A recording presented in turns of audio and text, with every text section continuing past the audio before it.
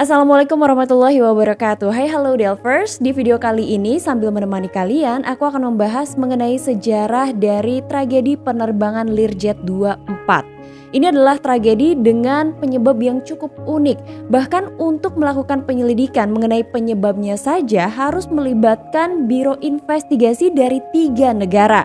Apa yang terjadi? Kita take off ke kronologi. Sebuah pesawat Learjet 24 dengan nomor ekor DCMMM atau Delta Charlie Mike terbang untuk pertama kalinya di tahun 1976. Pesawat itu kemudian akan digunakan dalam sebuah penerbangan di tanggal 15 September 2012.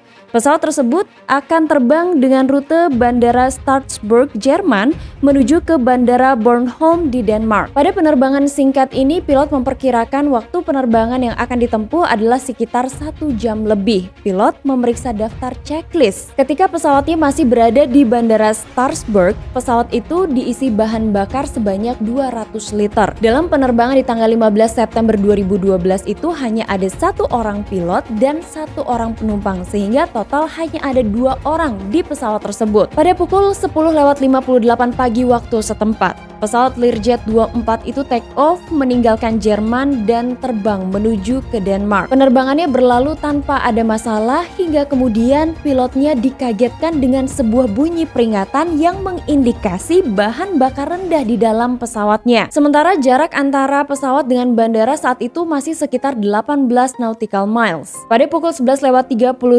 siang waktu setempat, pilot membatalkan rencana penerbangan IFR, kemudian merubahnya menjadi pendekatan visual ke landasan pacu 29.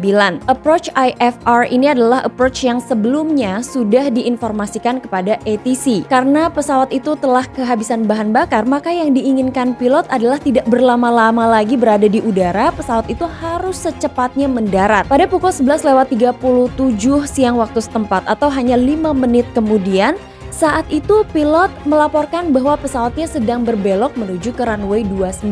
Nah, pada saat itu pula, menara kontrol di bandara tujuan memberikan izin untuk pendaratan. Di momen ini, sepertinya pesawat yang telah kehabisan bahan bakar tetap akan mendarat dengan aman di runway 29, tempat pesawat itu memang seharusnya mendarat. Namun, pada kenyataannya, ketika pesawat itu berada di belokan kedua, belokan final yang seharusnya jaraknya sudah sangat dekat dengan bandara, di sanalah penerbangan Learjet 24 itu sepertinya kehilangan keberuntungan. Pukul 11.39 siang waktu setempat, pesawat itu telah kehabisan bahan bakar dan kedua mesinnya mati. Pesawat Learjet 24 itu hanya menjadi sebuah pesawat yang sedang terbang melayang. Dalam kondisi itu, pilot 3 kali menyatakan panggilan darurat karena ketinggian pesawat terus berkurang. Dalam kondisi pesawat yang mulai kehilangan ketinggian itu, pesawat sempat melewati pantai Bornholm dengan ketinggian yang cukup rendah. Dan hanya beberapa detik setelahnya, pesawat yang terus turun dengan cepat ini justru menghantam ladang jagung.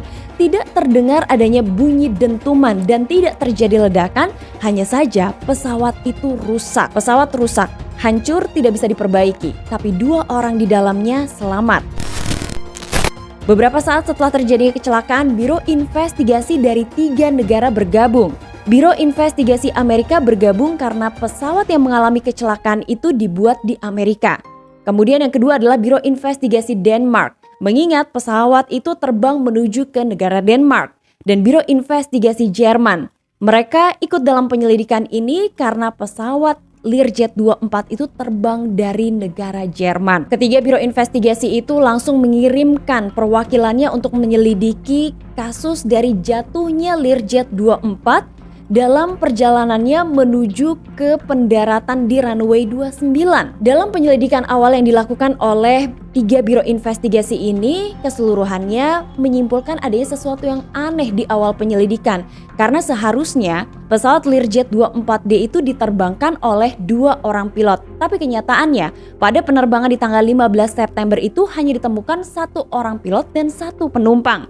Kemudian, tim investigasi juga menemukan di antara barang-barang yang ada di dalam pesawat, mereka menemukan 2 lisensi pilot yang dikeluarkan oleh FAA. Lisensi ini memiliki nomor yang sama tapi memiliki nama yang berbeda. Bahkan kedua nama di lisensi itu juga berbeda dengan nama pilot yang menerbangkan pesawat Learjet di tanggal 15 September. Amerika dan juga Jerman langsung menyelidiki lisensi yang ditemukan di dalam penerbangan Learjet 24D. Namun kedua negara itu tidak menemukan adanya kecocokan pada lisensi itu.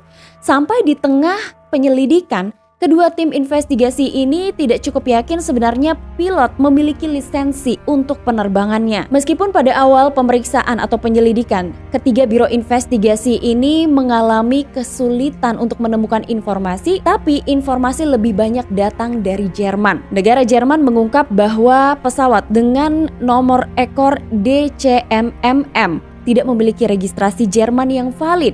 Pada tanggal 2 Februari 2012, Otoritas Penerbangan Sipil Jerman menangguhkan sertifikat pendaftaran karena pesawat tersebut memiliki sertifikat kelaikan udara yang tidak lengkap. Jadi sesuai dengan aturan, seharusnya pesawat itu tidak boleh terbang bahkan di hari kecelakaan. Setelah melakukan penyelidikan pada reruntuhan pesawat dan bagian-bagian pesawat yang rusak, maka pesawat itu dibawa ke hanggar untuk dilakukan pemeriksaan lebih jauh. Ketika dilakukan penyelidikan di hanggar, tim investigasi cukup yakin bahwa penyebab dari jatuhnya penerbangan Learjet 24 ini karena pesawatnya kehabisan bahan bakar. Tim investigasi mencoba untuk menyelidiki pesawat Learjet 24. Pesawat ini memiliki 5 tangki bahan bakar.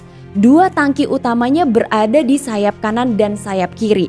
2 tangki bahan bakar lagi berada di wingtip atau di ujung sayap. Sementara itu 1 tangki bahan bakar lainnya ada di bagian badan pesawat. Tim investigasi kemudian melakukan penyelidikan lebih jauh mengenai tangki bahan bakarnya sendiri dan saluran-salurannya. Namun ternyata ketika tim investigasi melakukan penyelidikan, mereka justru menemukan bahwa dari salah satu tangki bahan bakar masih menyimpan bahan bakar sebanyak 160 kg. Bahan bakar sebanyak 160 kg ini dianggap oleh tim investigasi cukup untuk membuat penerbangan Learjet 24 itu mendarat di runway bahkan hingga taksi di bandara. Jadi kenapa sebuah pesawat yang telah dinyatakan kehabisan bahan bakar tapi sebenarnya pesawat ini masih memiliki bahan bakar yang cukup untuk sampai di bandara tujuan? Sekali lagi tim investigasi melakukan penyelidikan pada bagian-bagian dari pesawat Learjet. Kemudian mereka menemukan bahwa mesin dari pesawat ini hanya bisa disuplai dengan bahan bakar dari tangki sayap. Jadi bahan bakar yang ada di wingtip ataupun yang ada di bagian badan pesawat itu harus dipompa menuju ke bagian tangki utama yang ada di kedua sayap pesawat. Hal itu bisa dicapai atau dilakukan dengan menggunakan katup transfer bahan bakar.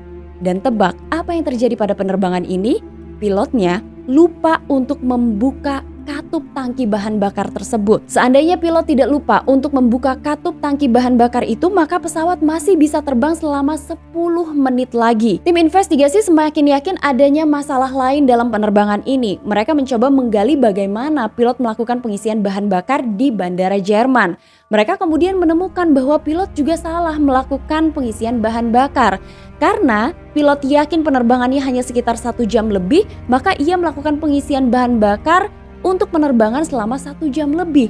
Padahal seharusnya ketika sebuah pesawat itu terbang harus ada bahan bakar cadangan yang dimiliki oleh sebuah pesawat. Hal ini untuk menjaga apabila pesawat harus mendarat di bandara alternatif atau pesawat mengalami masalah pada saat proses pendaratan sehingga pesawat itu harus go around. Tim investigasi menganggap bahwa ketika pilot lupa untuk membuka katup tangki bahan bakar, hal itu disebabkan karena seharusnya ada 2 pilot yang bekerja di dalam penerbangan itu, tapi pekerjaan dari 2 pilot harus dilakukan oleh 1 orang pilot saja. Sehingga proses pendaratan yang merupakan salah satu proses penting dalam penerbangan ini membuat pilot menjadi stres dan ia lupa akan beberapa bagian penting. Tim investigasi semakin penasaran. Mereka mencoba menggali lagi lebih jauh mengenai penerbangan Learjet 24. Namun mereka harus jujur kepada publik bahwa sampai saat itu tidak ada yang harus diselidiki dan tidak ada yang bisa diselidiki dari penerbangan Learjet 24D. Hal itu terjadi karena tim investigasi gabungan tidak memiliki informasi tentang pilot, tidak ada dokumen tentang pesawat atau riwayat perawatannya, tidak ada juga dokumen operasional penerbangan, dan sama sekali tidak ada informasi apapun tentang pilotnya. Tim investigasi tidak menemukan bagaimana pelatihan pilot, kemudian bagaimana data lisensinya, bahkan mereka juga tidak menemukan informasi mengenai catatan medis dari sang pilot. Jadi Biro Investigasi Denmark yang memimpin investigasi dari 3 negara ini menganggap bahwa pilotnya tidak memenuhi syarat untuk penerbangan. Biro Investigasi Denmark menganggap bahwa ini adalah sesuatu hal yang aneh di mana seorang pilot terbang tanpa adanya lisensi dan ia telah terbang beberapa kali. Bahkan pilot dan pesawat dari penerbangan Learjet 24 ini terbang dari negara Jerman, negara yang ketat dengan aturan. Biro Investigasi Denmark menganggap bahwa pilot di penerbangan ini telah melakukan beberapa kesalahan, seperti terbang tanpa first officer, kemudian ia berangkat dengan bahan bakar yang terlalu sedikit. Setelah itu ia juga lupa di tangki bahan bakar yang mana bahan bakar yang dimiliki penerbangan itu masih tersisa. Salah satu yang disoroti oleh media asing mengenai tragedi penerbangan Learjet 24 di tahun 2012 ini adalah ketika pesawatnya jatuh. Pesawat itu jatuh di ladang gandum, tidak menimbulkan bunyi ledakan yang besar karena pesawat itu jatuh dan dinyatakan kehabisan bahan bakar awalnya.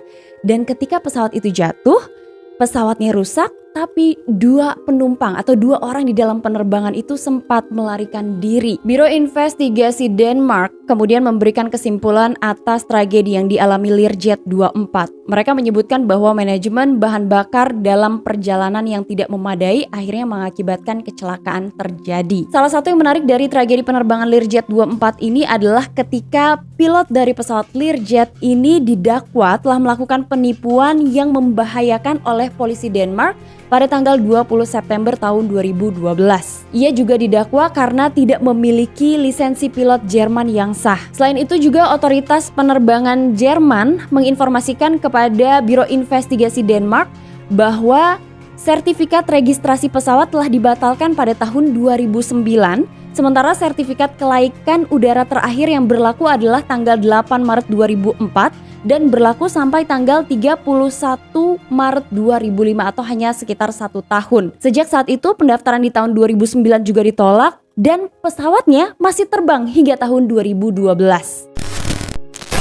Wah, ternyata di tahun 2012 juga ada kasus di mana pilot memalsukan lisensi untuk bisa melakukan sebuah penerbangan. Semoga ini menjadi catatan penting dan ada perbaikan di kemudian hari. Oke, sekarang kita langsung lanjut ke baca komen seperti biasa. Komen pertama dari Kak Alif Tule. Setiap mood lagi nggak enak, solusinya ya nonton kontennya Kak Tamara Delf. Soalnya pengetahuan tentang pesawat semakin bertambah. Terima kasih Kak Tamara Delf sudah membuat moodku baik lagi. Wah, sama-sama Kak Alif. Kemudian yang kedua dari Kak PRDTX, susah namanya. Hai Kak Tamara, request pembahasan tentang film MH370 The Plane That Disappeared dong Kak. Makasih banyak Kak. Siap, sama-sama. Terus yang ketiga ada Kak Adam Fire. Assalamualaikum Kak, saya suka tengok video Akak. Semoga Akak diberkati Allah selalu ya dan selalu ceria buat kontennya ya Kak. Amin. Terima kasih doa yang sama juga untuk Kak Adam. Dan yang terakhir dari Kak Alvia Julianti. Kak Tamara bisa bahas lagi tentang pesawat MH370 setelah film dokumenterinya rilis di Netflix. Masih menjadi misteri sampai sekarang. Banyak juga loh yang request aku bahas MH370 dokumenterinya Netflix. Kira-kira kita bahas nggak ya? Kamu boleh banget komen di bawah sini. Karena setelah aku nonton juga kita bahas nantilah ya. Aku juga pengen banget diskusi sama kalian. Tapi kalian boleh komen dulu di sini apakah harus dibahas atau enggak. Sampai ketemu lagi di episode selanjutnya ya. Terima kasih kalian udah nonton, udah komen juga, udah nyalain lonceng notifikasi. Jangan lupa puasa yang rajin. Assalamualaikum warahmatullahi wabarakatuh. Bye bye. Pendekatan pendekatan IFR ini adalah pendekatan salah. Pesawat Learjet 24 itu hanya seperti pesawat yang sehingga jadi bahan bakar yang ada di penerbangan untuk kemudian harinya. Karena ingat gak sih Pakistan juga pernah